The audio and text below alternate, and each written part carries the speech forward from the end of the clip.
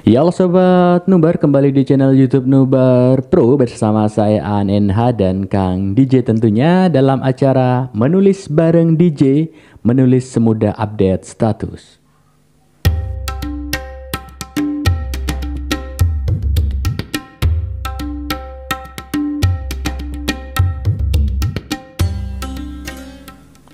Ya terima kasih buat sobat Nubar yang sudah menyaksikan channel YouTube Nubar Pro. Jangan lupa untuk subscribe, like, komen, dan share serta aktifkan lonceng di bawah ini untuk mendapatkan konten-konten lainnya.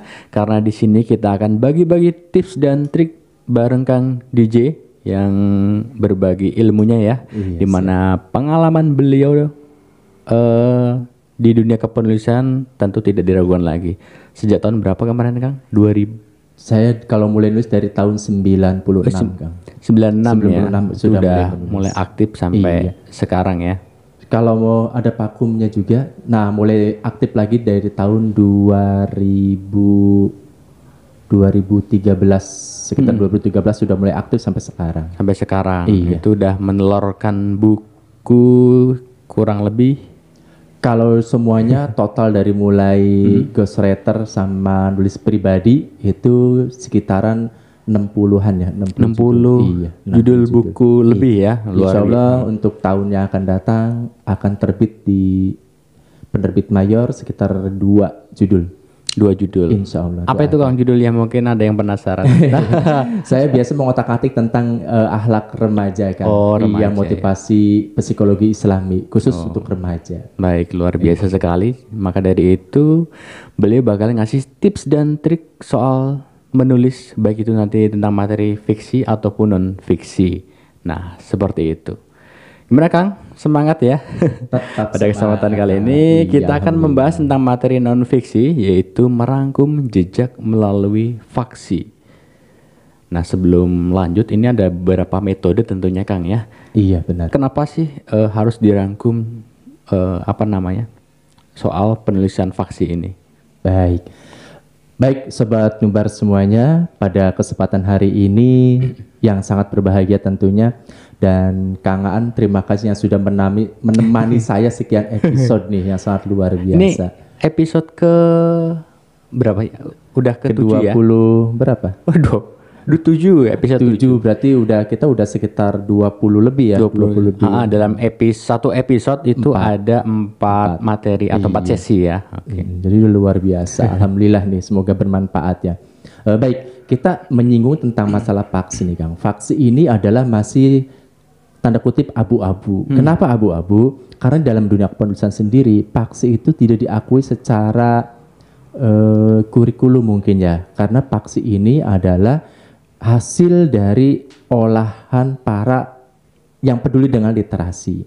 Artinya apa? Untuk membedakan mana tulisan fiksi, mana tulisan non-fiksi, sehingga ini ada sesuatu pencampuran antara fiksi dan non-fiksi yang didukung oleh data dan fakta sehingga dibumbui oleh fiksi, imajinasi menjadi sebuah faksi. Jadi untuk Sobat Nubar, kok aneh ada sih genre atau jenis tulisan berbentuk faksi. Nah, jadi pengertian faksi itu sendiri apa itu Kang? Faksi itu adalah sebuah tulisan yang menghadirkan data dan fakta. Nah, tapi diolah secara fiksi. Artinya tujuannya adalah agar si pembaca ini dia tidak jenuh terhadap bacaan itu. Misalkan ambil contoh, kita menulis tentang yang lagi ngetren adalah Ainun Habibi. Nah, Ainun Habibi ini kan menghadirkan sebuah sosok yang data dan faktanya ada Kang. Itu kisahnya pun ada. Kenapa dia menjadikan sebuah buku yang dihadirkan dengan menyajikan sesuatu yang ringan, seolah-olah itu adalah sebagai bentuk suatu gambaran melukiskan seseorang, dua insan manusia, itu tentang Ainun dan Habibi, dikisahkan dari perjalanannya sampai dia menikah dan sebagainya. Nah, ini ada bumbu di sana. Bumbu apa? Bumbu yang berbentuknya adalah balutan imajinasi. Tapi imajinasi ini didukung oleh data dan fakta yang sangat real. Artinya tidak diubah, artinya tidak ditambahi dan tidak dikurangi. Datanya tetap ada, faktanya pun ada, saksi-saksinya pun ada. Hanya ada sesuatu hal yang dimasukkan untuk hiburan. Apa itu? Imajinasinya itu. Jadi bisa dikatakan memfiksikan sejarah. Itu bukan sih? Kalau memfiksikan sejarah, tapi ada tambahan lagi, memfiksikan sejarah dengan data dan fakta. Kalau hanya memfiksikan sejarah berarti si sejarah itu adalah dia murni sebagai fiksi. Tapi kalau ditambah dengan memfiksikan sejarah dan menghadirkan data dan fakta, artinya sejarah itu konkret, ada. Itu kan, karena ada data dan fakta. Tapi dibumbuilah dengan imajinasi sehingga menjadi suatu faksi. Tapi masih abu-abu sih Kang, masih perdebatan lah ya. Tapi selama ini juga saya pernah lihat beberapa buku itu di mana kayak biografi itu di apa namanya? Kayak dibikin novel gitu Kang. Itu sama kayak seperti itu bukan sih? Iya, sama. Kayak Sang Pencerah gitu benar, ya. itu terus kalau di ini ya di Anthony siapa yang orang artis luar negeri itu yang memerankan sebagai di Nabi Muhammad The Message ya. Itu ya tentang The Message terus atau yang Karyanta Sarogeka itu kan benar ya itu ya kan juga Mas Nabi Muhammad ya. Mas Tasaro ini adalah tentang seseorang yang dia lebih aktif pada mengangkat sebuah kisah-kisah seperti itu kan, kisah-kisah zaman Nabi. Itu. Jadi ini kita yang tadinya tidak tahu tentang faksi karena faksi ini kan orang masih awam ya. Karena hanya dikenal itu hanya dua jenis, yaitu tentang fiksi dan non fiksi. Kenapa ini faksi muncul? Karena untuk menjelaskan bahwa ini bukunya seperti fiksi, tapi ada data pendukung, ada fakta yang akurat, sehingga ini tidak membohongi publik. Beda dengan fiksi kan itu hanya imajinasi 100% real, walaupun misalkan dia ada menghadirkan tokoh-tokoh yang memang mirip dan sebagainya, menghadirkan tempat yang itu sesuai tempatnya dan sebagainya, tapi di dalam suatu fiksi adalah dia hampir murninya itu mengakuisisi sebagai imajinasi.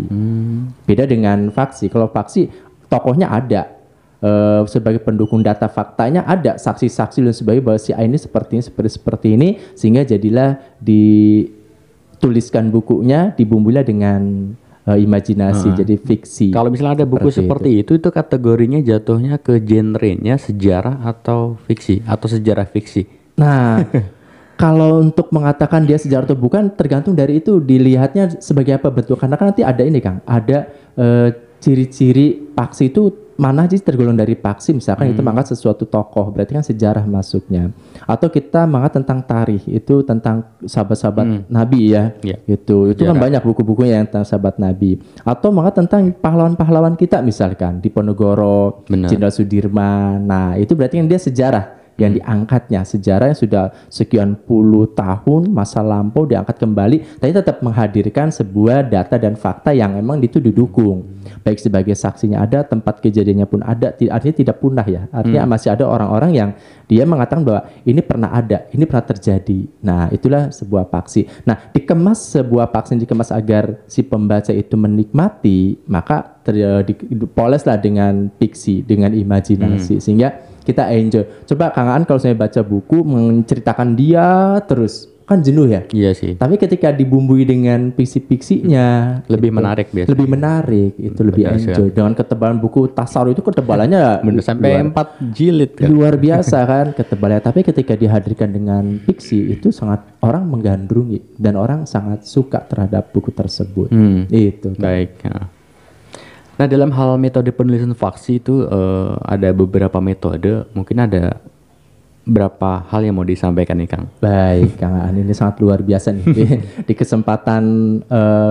kesempatan dalam mengupas non fiksi kita mengambil tema tentang fiksi bahwa tentang faksi. Bahwa faksi inilah sesuatu hal yang orang mengenalnya adalah biografi. Mungkin Kang Aan seringnya adalah biografi ya, sering bacanya bahwa ini biografi adalah buku, kita tidak tahu bahwa biografi mungkin masuknya ke non fiksi gitu kan, secara karena kita belum tahu bahwa ini adalah non fiksi, karena apa biografi ungkapnya, padahal kalau kita sudah tahu bahwa yang namanya biografi, memoir, kumpulan kisah-kisah dan sebagainya itu masuk pada faksi. Nah, bagaimana kalau ada di komunitas saya itu menanyakan bagaimana kalau saya ceritanya sang kancil, buaya yang kayak gitu. Nah, itu beda lagi. Itu masuk pada fabel.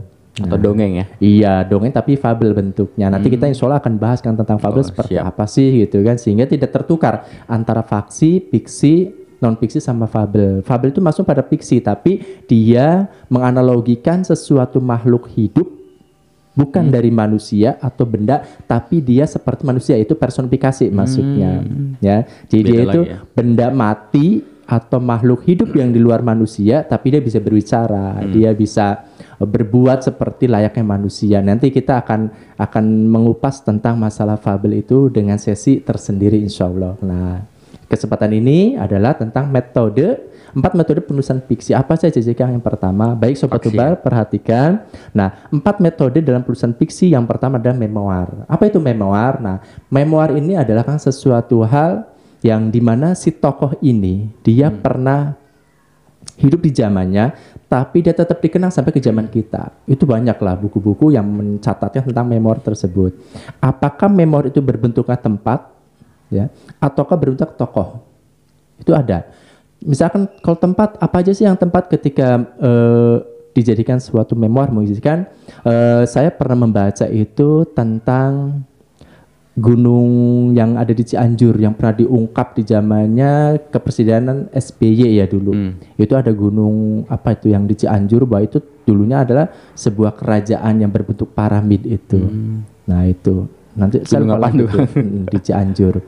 Itu ada ini memoir tentang saya pernah baca buku yang Gunung Galunggung.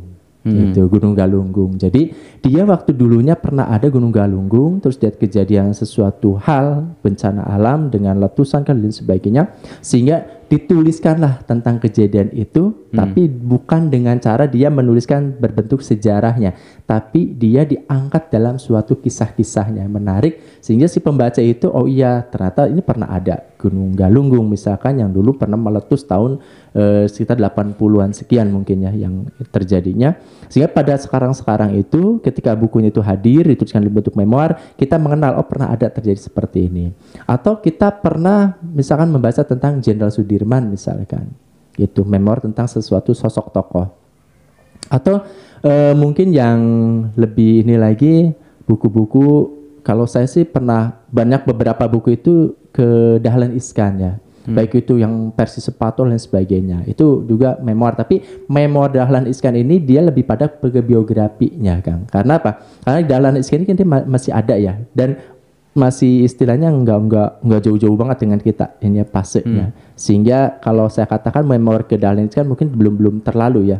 Karena memoir di sini adalah suatu bentuk menuliskan sang tokoh atau legenda atau suatu tempat yang sudah masanya itu masa yang sudah lampau, diangkat kembali dan menghadirkan data dan fakta itu dipolesilah dengan sesuatu yang fiksi sehingga si pembaca menarik. Itu kita dengan memoir.